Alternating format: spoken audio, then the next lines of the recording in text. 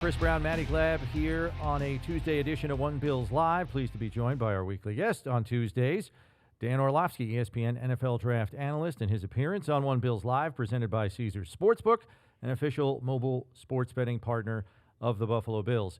All right, Dan, so the Bills squeak one out, quite literally, against the Dolphins, thanks to the heroics of one Tyler Bass from 61 yards away with 10 seconds left.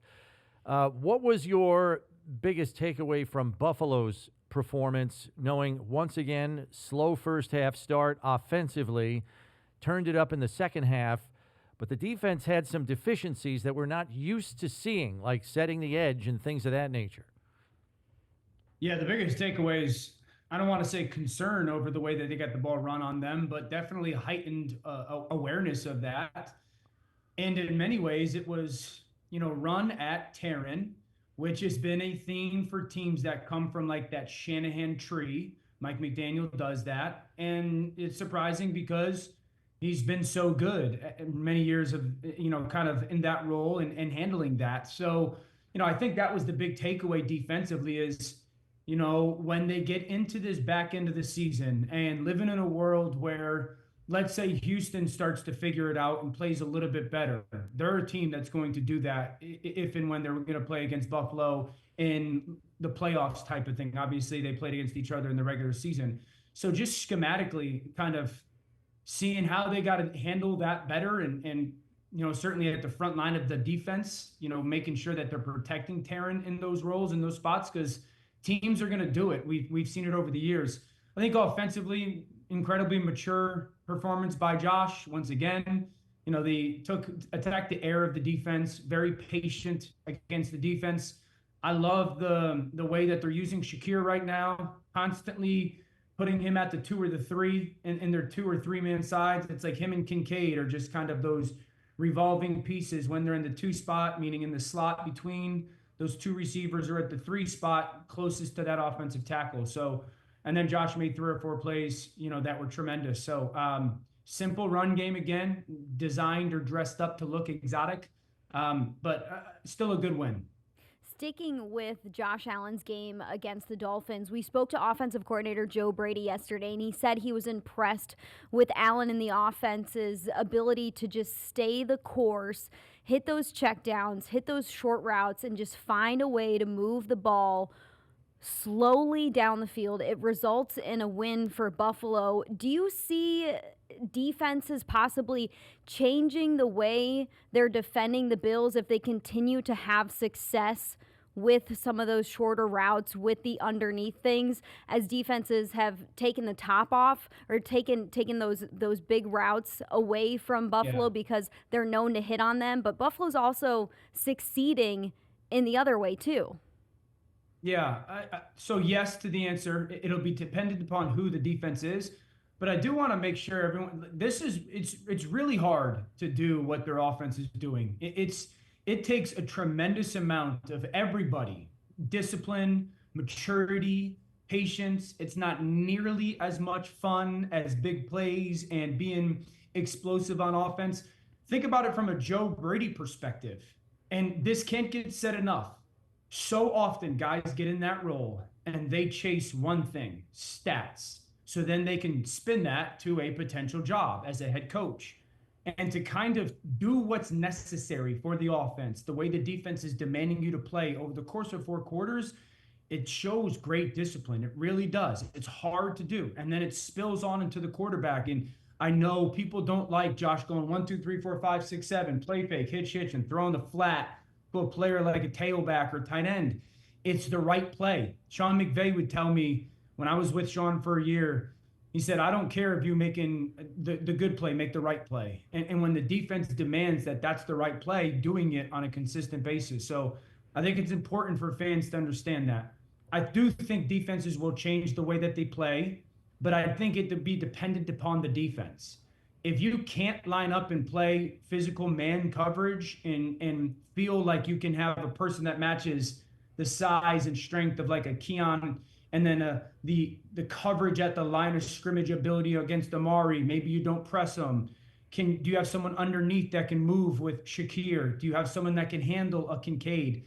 I think that the Kansas City Chiefs can. I think that the Houston Texans can. I don't think, I know this sounds dumb.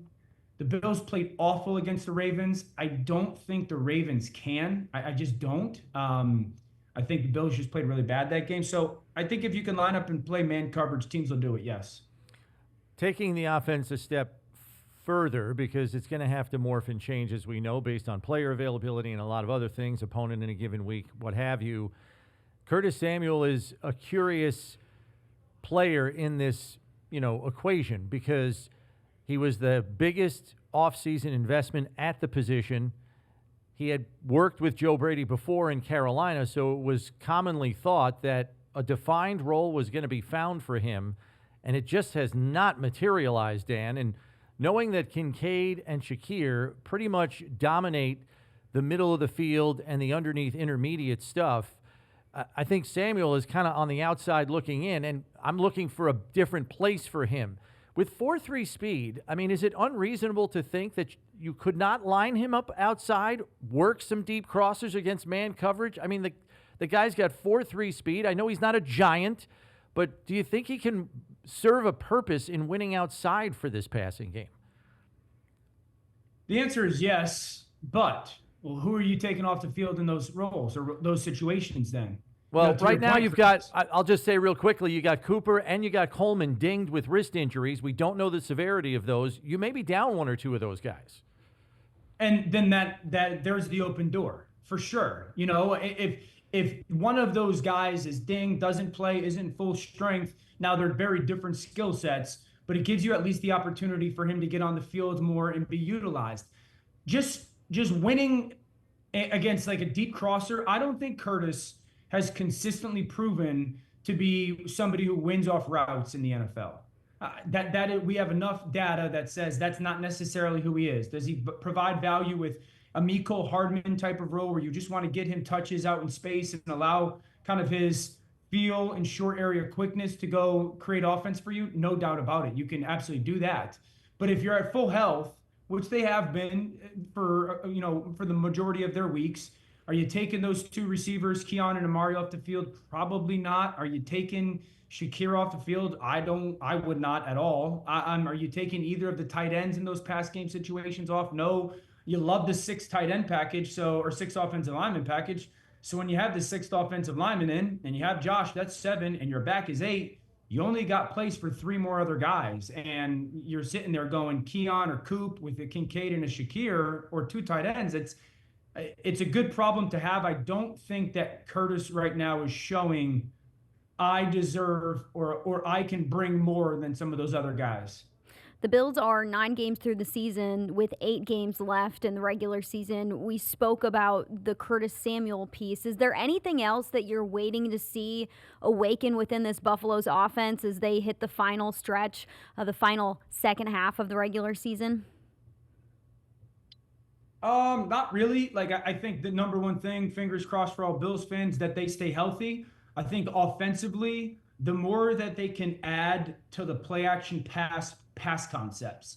I liked a little bit. They got into a little bit of 11 play action pass this past week. I think they ran that twice. It's been predominantly like a 12 personnel, 1 back, 2 tight ends. So I think, the more that they can sprinkle that in, I also would say this, in the way that they did it a little bit like Detroit does, where the receiver, when you're at 11 and you're going play action, so often your tight end is part of your at least protection or chip, and your 3 receivers are the primary route runners.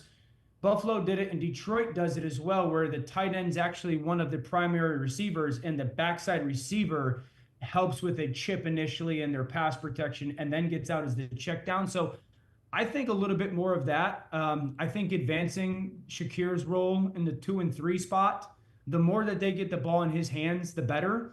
I would say this, just constantly, if I was Joe, I would be constantly preparing with man beaters.